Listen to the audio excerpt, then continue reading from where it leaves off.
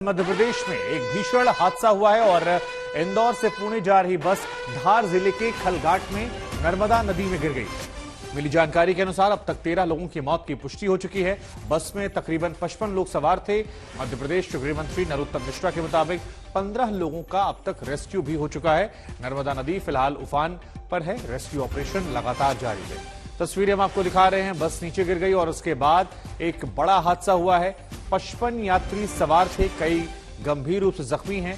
ये कहा जा रहा है कि 15 यात्रियों की मौत की पुष्टि जो है वो हो गई है। तो तस्वीरें आप देख सकते हैं कैसे एक बस जो है ऊपर पुल से नीचे गिरती है और उसके बाद एक बड़े हादसे का शिकार हो जाती है। 55 लोग इस बस में सवार थे और दुखद दुर्घटना ये। तस्वीरें हम दो दिखा रहे हैं आपको। एक तरफ बस कैसे यहां पर नदी में गिरती है और उसके बाद जब उसे वहां से निकाला जाता है, रेस्क्यू ऑपरेशन चलता है। 13 लोगों की मौत की पुष्टि हो चुकी है। कहा यह भी जा रहा है कि यह मौत का आंकड़ा और ज्यादा बढ़ सकता है। उधर मध्य प्रदेश के गृह मंत्री की माने तो 15 लोगों का रेस्क्यू जो है वो किया जा चुका है।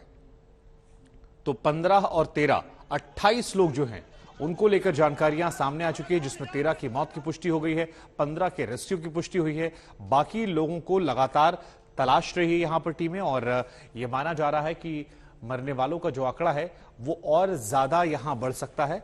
कुल 55 यात्री इस बस में सवार थे।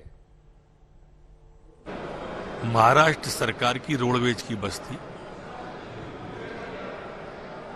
इंदौर से पूना जा रही थी। इंदौर से लगभग 12 सवारियां उसमें बैठी थी।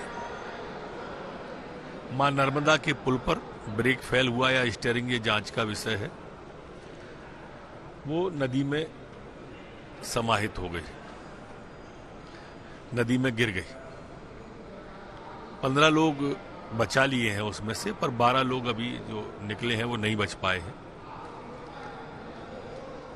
50 से 55 सवारी होने की कयास लगाए जा रहे हैं। अलग अलग लोगों से जो बचे हैं उनसे बात करने पर रेस्क्यू टीम और अधिकारी सभी मौके पर पहुंच गए हैं। नदी में धार बहुत तेज है। बस को निकालने की कोशिशें लगातार जारी हैं। थोड़ी देर में और स्थिति साफ होगी। तो प्रदेश के गृह मंत्री कह रहे हैं कि थोड़ी देर बाद स्थिति जो है वो और ज्यादा साफ हो जाएगी। इसी खबर पर हमारे साथ बातचीत करने के लिए हमारे संवाददाता रवीश पाल जुड़ रहे हैं। रवीश, सबसे पहले तो ये बताइए कि हादसा हुआ कैसे और फिलहाल वहां पर क्या अपडेट है? ये स्थिति कितनी साफ हो पाई अब तक? कितने यात्री सुरक्षित हैं? रेस्क्यू ऑपरेशन कहां तक पहुंचा है?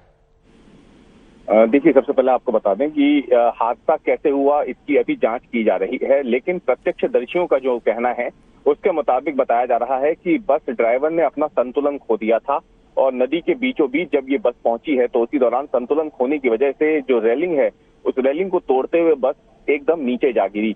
जो प्रत्यक्षदर्शियों का फिलहाल ये कहना है, लेकिन अभी क्योंकि जांच चल रही है, जांच में कई और बातें भी निकल के सामने आ सकती है।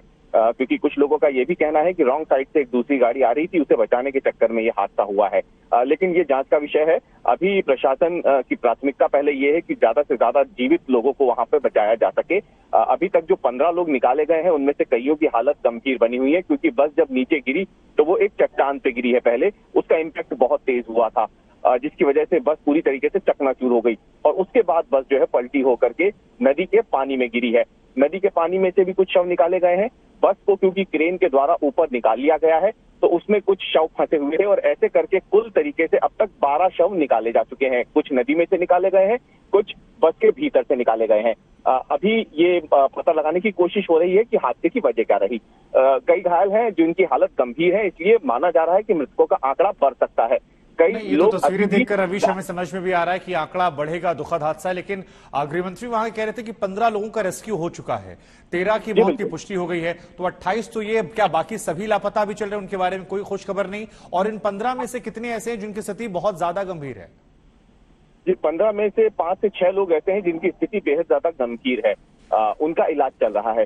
जो आपने बात कही, देखिए दरअसल गृह मंत्री के मुताबिक बस में 55 लोगों के सवार होने की जानकारी निकल के सामने आ रही है। अब ये महाराष्ट्र स्टेट ट्रांसपोर्ट की बस थी। पता लगाया जा रहा है कि इंदौर से कितने लोग इसमें सवार हुए, क्योंकि इंदौर से ये पुणे के लिए रवाना हुई है बस। तो ऐसे में पता लगाने की कोशिश हो रही है कि इंदौर से कितने लोग इस बस में सवार हुए थे। अलग अलग आंकड़े आ रहे हैं, कोई 40 सवारी बता रहा है, कोई 55। जिस होटल में नाश्ते के लिए ये बस रुकी थी, हादसे होने से कुछ ही देर पहले वहां पर भी ये पता लगाने की कोशिश की जा रही है स्थानीय प्रशासन की तरफ से कि बस में कितने लोग सवार थे। अभी तक की जानकारी के मुताबिक कम से कम आप ये मान के चलिए कि अभी भी अगर सरकार का ही आंकड़ा माने, गृह मंत्री का आंकड़ा माने, तो गृह मंत्री ये कह रहे हैं कि 55 लोग करीब सवार थे। 28 लोग कुल मिलाकर के देखा जाए मृतक और जो निकाल लिए गए हैं, तो अभी भी 1 दर्जन से ज्यादा लोगों के गायब होने की जानकारी निकल के सामने आ रही है, क्योंकि नदी का बहाव बेहद तेज है और बस एकदम नदी के बीचों बीच गिरी है।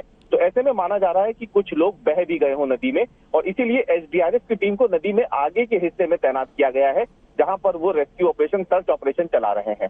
नहीं, ये बहुत दुखद हादसा है। जरा ये बताइए दर्शकों को कितने बजे ये हादसा हुआ था और अभी फिलहाल मौके पर कौन कौन सी टीमें हैं जो मौजूद हैं, कब तक ये रेस्क्यू ऑपरेशन चल सकता है और क्या किसी प्रकार किसी ऐलान किया गया है जिनका नुकसान हुआ है, जो मृतक है उनको लेकर? देखिए, राष्ट्रपति चुनाव चल रहा है, तो सरकार इस समय अगर आप देखें तो विधानसभा में कार्रवाई चल रही है, लेकिन उसके बीच में मुख्यमंत्री जो है वो लगातार स्थानीय प्रशासन, जिसमें खरगोन कलेक्टर और धार कलेक्टर, इनसे लगातार संपर्क बनाए हुए हैं, और साथ ही में इंदौर के जो रेवेन्यू कमिश्नर हैं उनसे, जो संभाग आयुक्त हैं, उनसे भी लगातार जानकारी जुटाई जा रही है। तीनों को मौके पर रवाना होने के निर्देश दे दिए गए हैं, धार कलेक्टर को, खरगोन कलेक्टर को और इंदौर संभाग के संभाग आयुक्त को। इसके अलावा एसडीआरएफ की टीम वहां पे पहुंच गई है, गोताखोर वहां पे पहुंच चुके हैं, स्थानीय प्रशासन भी वहां पे जो तमाम संसाधन है, जेसीबी है, क्रेन है, उनको लेकर के वहां पहुंच चुकी है। करीब सुबह 10 से 10:15 बजे के बीच का समय बताया जा रहा है इस हादसे का। इंदौर से अल सुबह ये बस रवाना हुई थी और खरगोन के पास ये खलघाट का पुल आता है, नर्मदा नदी पे बना हुआ, और इसके बाद ही कुछ दूर जाकर के महाराष्ट्र की सीमा शुरू हो जाती है। 10 बजे के करीब ये हादसा बताया जा रहा है। अभी ये जानकारी जुटाई जा रही है कुल मिलाकर के कि आखिरकार बस में वाकई कितने लोग सवार थे। ठीक है, आपका बहुत बहुत शुक्रिया तमाम जानकारी के लिए।